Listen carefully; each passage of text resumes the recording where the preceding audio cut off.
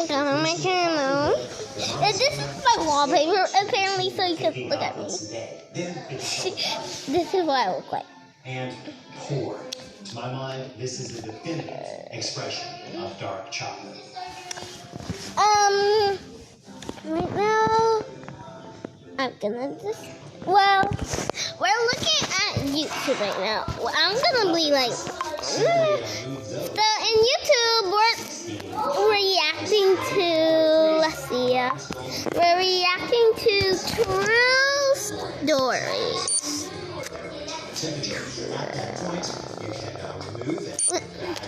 No, that's the wrong thing. True. Wait, how do you spell true? Oh, this. No, not true love. True story.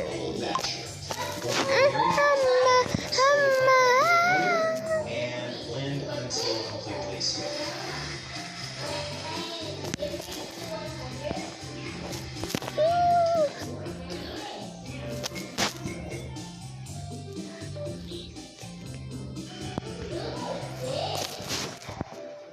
And so we see what was born. This story's gonna get very hot now.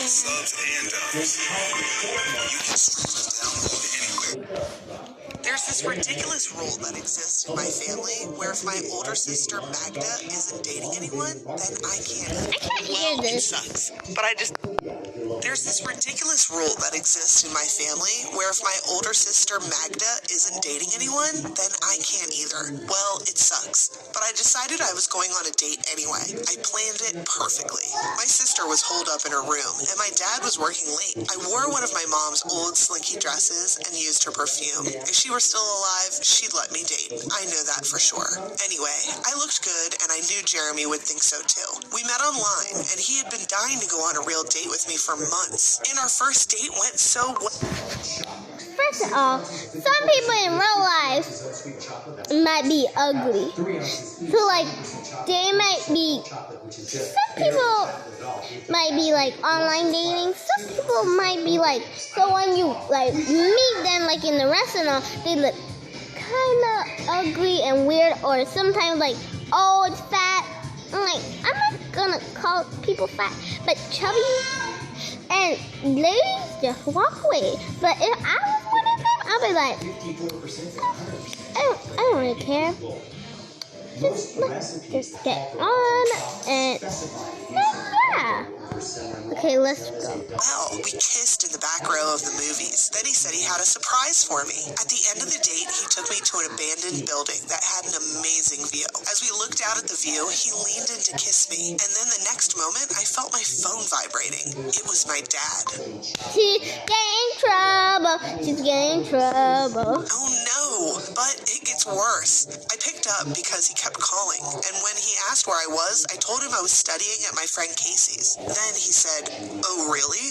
Since when does Casey live on a rooftop? And since when is Casey a boy with his hands all over you?" I froze. And then I ducked down. Oh my gosh, was my dad following us? Eleanor, you get home right now before I come over there and show that boy a piece of my mind. Next time you choose... A little bit, I was taught that I spoke too soon, but I spoke goodly. To disobey me, don't choose a building opposite my office. Then he hung up. I peered over the edge, and sure enough, there was my dad, standing in the middle of his office, staring at me with his arms crossed. I was in deep trouble. Not only was I not allowed to date again, I was also grounded, pretty much for life. Why did my life have to suck this much? My dad reminded me of his stupid rule, and I glared at Magda. I asked her why she couldn't be normal and get a boyfriend for once. But she just laughed and said all boys were jerks and then slammed her door. I missed Jeremy so much. He didn't even go to the same school as me, so it's not like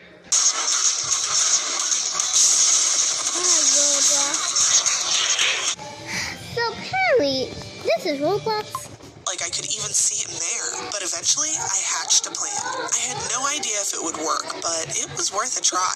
I created a fake account on Instagram and then sent my sister a message. I didn't expect her to reply, so I was totally shocked when she did. And for like an hour, we talked back and forth, and she even sent me a selfie, and she was wearing lipstick. I had to try hard not to laugh, and I went to knock on her door, and she shouted at me that she was busy. Yep, busy texting this fake guy, aka me, I thought to myself. For a few days I played along, pretending I was this mysterious, gorgeous guy. But then, of course, my sister asked if they could meet up. What now? I started to panic. I told her I was busy, but she kept asking. It honestly made me feel kind of sorry for her. Was she that desperate? So I called Jeremy and asked for a favor. I begged Jeremy to pretend to be this guy I'd made up and go meet my sister for a date. He wasn't up for it at all. But I said it would mean we could see each other again. All he had to do was go out on a date with her. And then surely my dad would let me go out on dates again too. Surefire plan, right? The night of her date, I got a knock on my door. It was my sister asking if she could borrow a pair of heels. I almost spat my drink everywhere. My sister in heels? I gave her a smirk and said, "Who is he? Come on, spill." But she just threw a pillow at me and said it was none of my business. I couldn't wait to hear how the date went, and Jeremy had promised to text me all through the date, but he didn't. So when I finally heard the front door, I called him. I was kind of angry, but he said not to worry, that it all went well, and Magda was interested in a second date. That wasn't part of the plan, though. At breakfast the next morning, my sister looked all loved up. It made me feel a bit sick, actually. Dad could tell straight away that she'd met someone. And when she asked him if she could go on a second date, I quickly piped in and said, now I could date too. But then the worst news ever. My dad said I could only date if it was a double date with Magda. How the heck would we do that? I called Jeremy and told him this stupid dilemma, and he said his mate Brad would come along to be my date. This was so unfair. What had I done? But I guess it was better than nothing. It was so awkward. The four of us were in this restaurant, and Jeremy sat next to my sister, and she kept reaching out and touching his face. I'd never seen her like this before. But then Jeremy was playing footsie with me under the table and kept winking at me whenever Magda wasn't looking. After 30 minutes of watching Magda flirt with him nonstop, I couldn't take it. I went to the bathroom, and when I came back out, Jeremy was standing there saying, "Sorry, babe." I accused him of flirting with my sister, and he was like, "Babe, I'm a good actor. What can I say?" But I wasn't happy. Jeremy was my boyfriend. We came back from the bathroom together, and my sister looked angry and reached out and planted a huge kiss on Jeremy's cheek. Yuck. Then when we got home that night, she started shouting at me, accusing me of flirting with her lover. She said he was coming over the next day to watch movies, and that I should keep out of their way and leave her boyfriend alone. I couldn't believe it. Since when did she think that he was her boyfriend? I told I was like kind of interested in watching this. Little does her big sister know he is cheating on her. Little does she know. Jeremy he had to break up with her, or I'd tell her what was going on, and he'd never see me again. He promised to do it the next day. After like 30 minutes of them watching a movie, my sister was zonked out on the couch, and Jeremy tiptoed over towards me. Then we went up to my room and spent some time hanging out. He said he'd break up with her when she woke up, but then we heard the front door. My dad was home. Oh no! Jeremy climbed out of my window and ran across the backyard to the gate, and I ran into the bathroom pretending I'd been taking a bath. That's when I saw it. Splattered around. Then as soon as the chocolates worked in, slowly add the dry goods also. In the trash can was a pregnancy test. What on earth? I scooped it out and dropped it in shock when I realized it was positive. Was my sister pregnant? But how? Suddenly, all kinds of thoughts were running through my mind. Was the baby Jeremy's? I have no idea why I did what I did next, but I'll probably regret it for a long time. I took a pic of the test and sent it to Jeremy. I waited with bated breath for him to reply, but he didn't.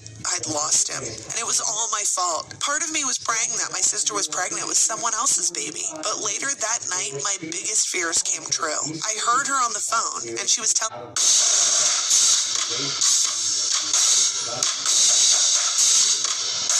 the starch and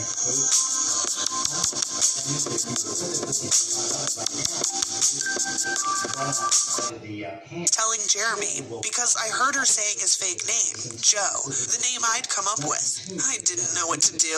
On the one hand, it was all my fault because I'd come up with this ridiculous idea. But on the other, it was all Jeremy's fault. He was only supposed to act, not actually fall in love with my sister. I suddenly felt so angry. I could hear my dad pottering around in the kitchen, so I stormed down there and showed him the test. Then I told him Magda was knocked up and that it was my boyfriend Jeremy who did it. My dad looked like he was about to faint. And then Magda walked in and started screaming at me, saying I was jealous, and I had always been. And why couldn't I just let her have this one thing? So I told her everything, that I'd made Joe up, that he didn't actually exist, that Jeremy had pretended to be Joe. She looked like she wanted to puke. And then she was crying and saying she had to get rid of the baby. And my dad looked at me and said I was cruel and that there must be something seriously wrong with me to play a trick like this. I felt so ashamed of myself. All of this because I wanted to have a boyfriend. Not only had I lost my boyfriend, I'd lost any chance of my sister ever wanting to speak to me again. I ran up to my room, packed a bag, and snuck out. No one even noticed because my dad was so busy lecturing my sister. I didn't know where I was going to go, but I knew I had to get out of there. I couldn't live with what I'd done. My sister was pregnant with a baby that came from a web of deceit and lies. I was a monster. I wandered the streets for a bit, and I wanted to go back home, but I knew I wouldn't be welcome there. I even thought about going to Jeremy's, but he was as much to blame for this as I was. In the end, I went to a shelter for teens, and they said I could stay for free and return for some work. So that's how I wound up helping out in a foster and adoption home for babies that the shelter also owned. And I loved it. Before I knew it, a few years had passed, and there was this one baby that I'd watched grow up into a 2-year-old. It made me think about Magda and whether or not I had a niece or nephew running around out there. So I tried to track them down. They'd moved, and I'd sold my phone back when I was first homeless, so I'd lost their numbers. One of the guys at the foster home asked me what I was Googling, and I told him, and he said the name sounded familiar. Hang on. Then he ran to the filing cabinet and pulled out a file with my sister's name on it. I couldn't believe it. My sister had given up her baby for adoption. And then I realized the baby I had watched turn into a cute 2-year-old, little Charlie, he was my nephew. No wonder I'd felt such a connection with him. I was shaking as I picked up the phone to call my sister. Would she hang up on me? When she answered and I heard her voice, I started sobbing. I told her it was me, and soon she was crying too. She asked what I was doing at the adoption agency, and I told her I worked there. Well, 1 hour later, she pulled up outside, and her and my dad came running towards me. They apologized for abandoning me, even though it was me who had left them. Then my sister... Escape to the world of anime with the Funimation app in both subs and dubs. You can stream and download. Sister started looking around, and she was wondering if her son was still there. When she saw him, she burst into tears and kept saying it was the second biggest mistake she'd ever made, giving her baby away. The first mistake being her fake relationship with Jeremy, which had ruined our sister bond. Now we're reunited, but I still work at the adoption agency. I love it there. As for Charlie, it's quite complicated, as my sister can't get him back after putting him up for adoption. But I can, so now I'm in the process of adopting my nephew, and then we can all be a happy family again. Oh, and we never heard from or spoke to Jeremy again. That's all in the past now. To be damaged by mishandling, so only purchase from reliable sources. You are also going to need food grade. When my big sister asked me to be her maid of honor back when I was 18, I was like, yes, of course, I'll stand by your side. But then she told me that Zach, the creep who was obsessed with me, would be the best man. He was Dan's best friend, and seeing as Dan was marrying my sister, I was forced to put up with Zach being around all the time. He was a nightmare. And on top of all that, my sister's been trying to convince me that we'd make a cute couple. Yeah, right. Was she insane? Anyway, a week before the big day, my sister asked me if the 4 of us could meet up for dinner to discuss last-minute wedding stuff. When I went to the restaurant, I found out that Zach was there alone. I was about to walk back out, but then he saw me and started shouting out my name with excitement. Ah, great. I asked where my sister and Dan were, and he just laughed and said they'd set us up. And to top it off, Zach had already ordered food for me. When my order arrived, it was a small salad plate. I asked what was going on, and he said, well, I just assumed you'd want to look your best before the wedding. I had no words. Instead, I picked up a glass of water and threw it right in his face. I hate you, I screamed at him as I stormed out. I wanted to call my sister and tell her I wasn't going to dance with Zach at the wedding, but I couldn't ruin her special day, so I grinned and bared it. The wedding was actually nice, up until the moment when Zach and I had to dance together. He whispered in my ear that I looked really hot. They look really hot. You know what? 97 is close enough for me. In the other story, 10 second verse. we think but what? I didn't know that in the other story he would actually leave bed. Alexa got put up and she's trying to yeah. Anyways. Oh my god, it's duck lip. Look at that duck lip. Then, without even thinking, I crunched down on his big toe with my heel. It was a garden wedding, so he'd taken his shoes off. He leaped back and screamed in pain, and it was bad. His toe was basically hanging off. Definitely broken, I thought. The worst part, my sister watched it happen, and in front of everyone, she came up to me and started shouting that I had to ruin everything. It was a disaster. I made a quick getaway, and I could feel everyone looking at me. Eventually, my sister forgave me, but I didn't see Zach again until a year later at my sister's baby's Christmas. See, me and John, both useless. Bullying, felt that. Stupid, knew that. Being ugly, okay, well maybe that's just Unordinary takes place in Wellston Private High School, a place for the prestige and educated pupils with superpowers that will change the view. I can't even say it with a straight face. I'm sorry, I can't. This school has the most stuck-up, annoying brats with powers I've ever seen in this story. This school is built off a hierarchy of powers from the strong torturing the weak. And our main character, John, is caught in the middle of it, quite literally in the first 3 minutes. When he saw me, he hobbled over and pretended his toe was still broken. My sister saw us talking and came running over looking panicky. I reassured her that it was all water under the bridge now, and then she said, "Good, because you two are going to be Amanda's godparents." What? I thought, no way. But then, what did it matter? It was just a formality. It's not as if godparents actually had to do anything, right? Believe it or not, Zach gave me his cell number that day and made a corny joke about being my god husband and said, "See you later, god wife." Cringe. A few months later, though, he did give me a call. I almost didn't answer the phone because I wasn't in the mood to chat with him. When I answered, I decided to make a joke about his toe, but I regretted it so much. He was crying. All I heard was, "There's been an accident. It's your sister. Come quick." Then, suddenly, the room was spinning, and I started screaming. This happened to my sister. I will be like kind of crazy with that.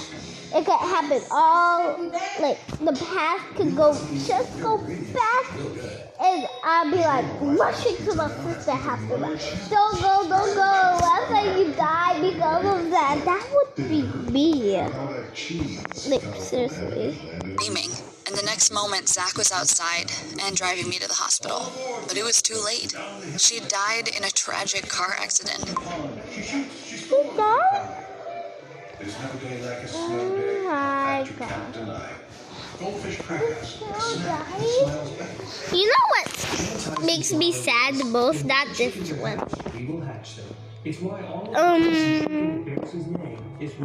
The coldest. Every nugget, strip, and drumstick. Keep it real. Keep it Tyson. Domino's Tracker now has GPS, so you can follow your order. Or not. Just take those use it to get a delivery alert, so we don't catch you before you're ready. Get any pizzas delivered for just $5.99 each. I sent you a prescription from the pharmacy. And yeah, there's how much it will cost. I recommend get our eyes. This is cute.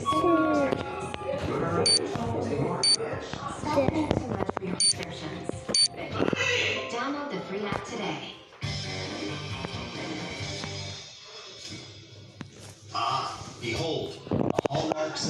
chocolate and proper temper. Now, you may not be able to really tell, but the chocolate's contracted a bit. It's hard as a rock. Oh, yeah, this one is it. I'll show you sooner. This is what you want. She'd been on a work trip and was rushing back home when it happened. So I'm going to show you about this.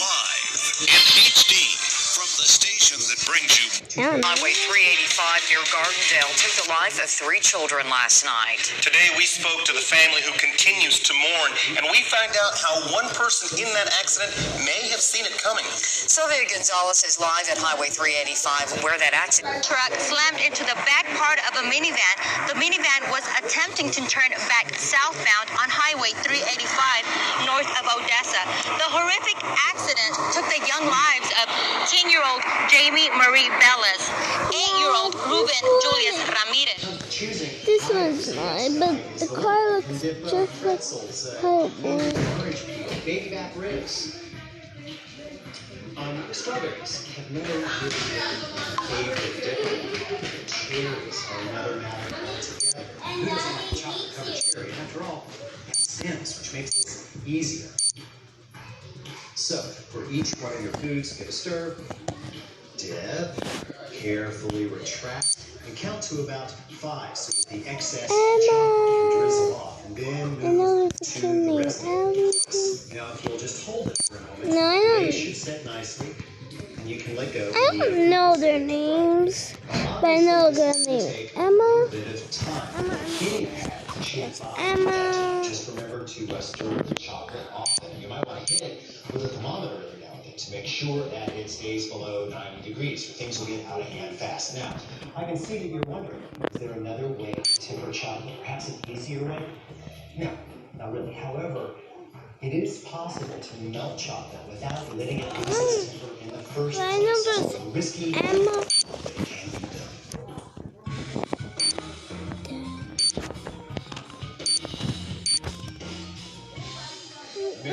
Say hello to your very own chocolate tempering machine. That's right. Standard food process in the 750 watt range. Now let's say that you have a pound of Coca-Cola chocolate finely chopped, already inside it. And be sure that it is that tempered chocolate. You see that move on before talking, not a tempered food. All right. Now let's say that you gave this, we'll say 25 1-second pulses. Yeah, I don't know. Now, at this point, the chocolate should resemble fine breadcrumbs. That's exactly what you want to see. Oh, God.